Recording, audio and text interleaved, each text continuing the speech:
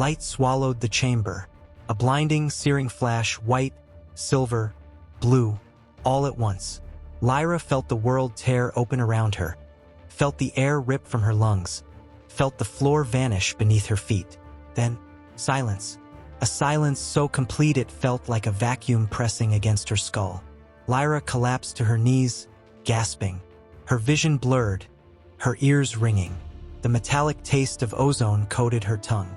The chamber was gone, or maybe she couldn't tell. Her hands trembled as she reached out, searching blindly. Kael? Her voice cracked. No answer. Kael! Her cry echoed through the hollow space. Too loud, too sharp, bouncing off walls she couldn't see.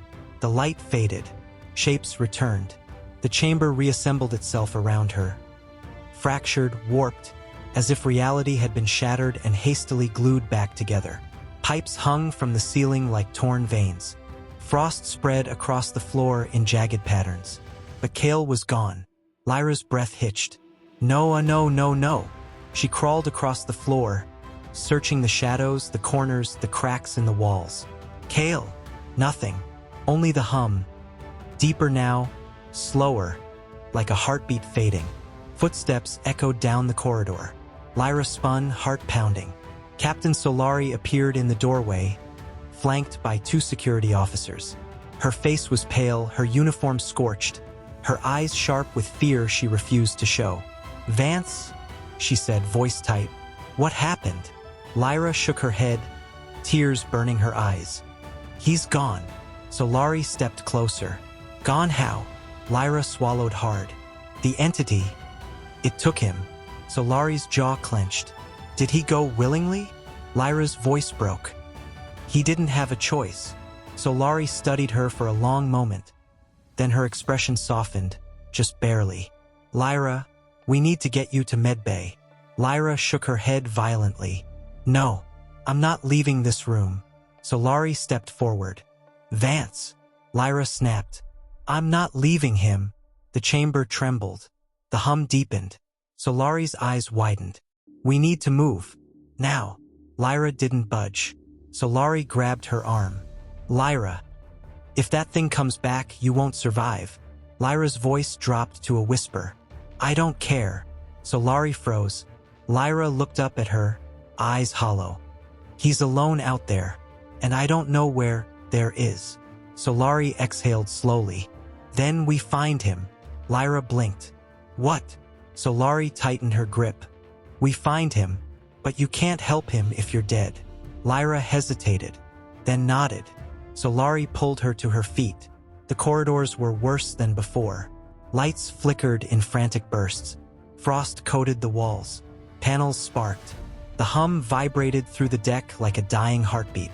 Crew members moved like ghosts, pale, shaken, whispering in terrified fragments. Something in the walls. Heard a voice. The lights went out and I saw. It's not human.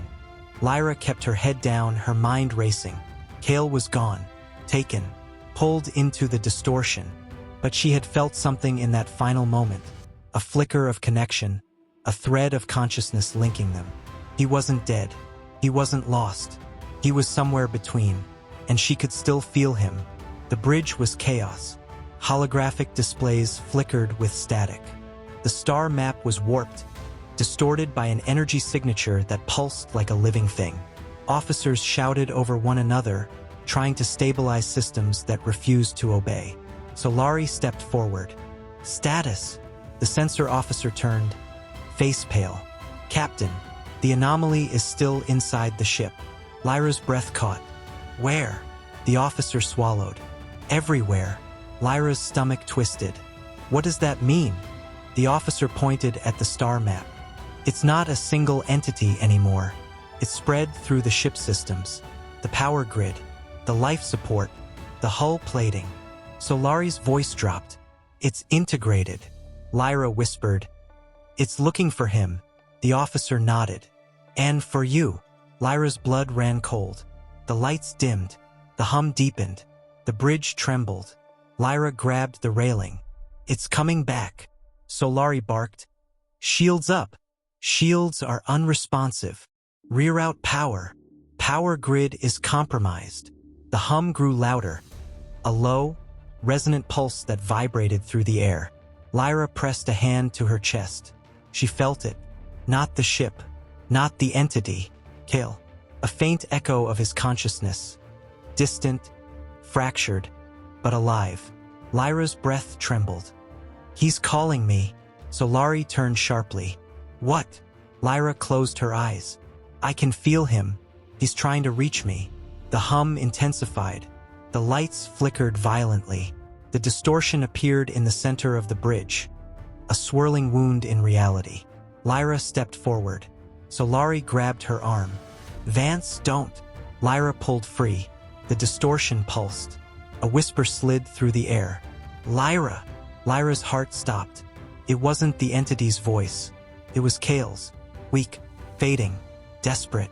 Lyra, help me. Lyra stepped toward the distortion.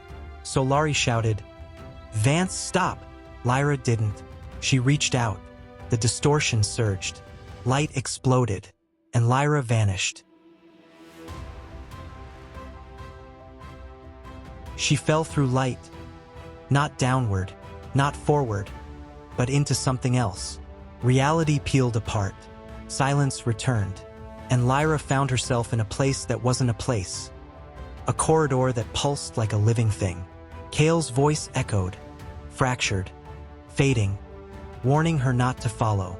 But it was too late. Inside the chamber, a sphere of shattered light spun like memory unraveling, and within it, something shaped like Kael. He was being rewritten. Back on the Astralynx, the ship groaned. Systems failed.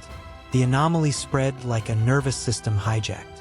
Lyra's biosignature split.